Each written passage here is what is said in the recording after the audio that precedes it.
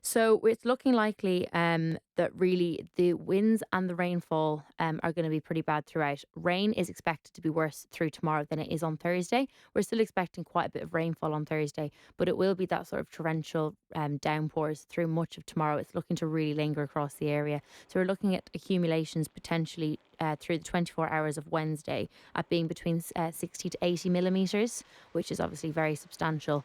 Um, and then on to Thursday, that for the total period, we're looking at about 100 to potentially 120 millimetres, but that will be over the two days. So Wednesday's looking worse for the actual rain, apologies. But then wind wise, so it does kind of ebb and flow ever so slightly as to when we're going to see those sort of 50, 55 knot gusts.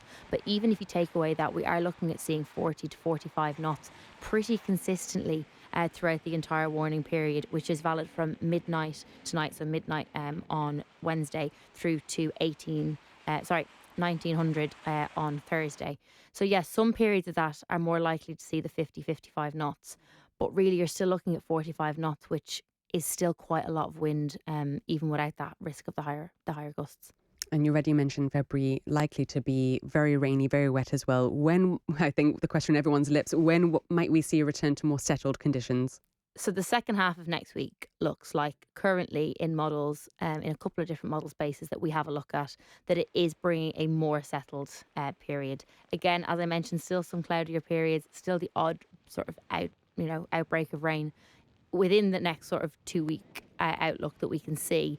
However, nothing looks quite as torrential as what we've had the last 6 weeks currently and into the next sort of week. So hopefully by the sort of early to middle part of next week, we should see an improvement.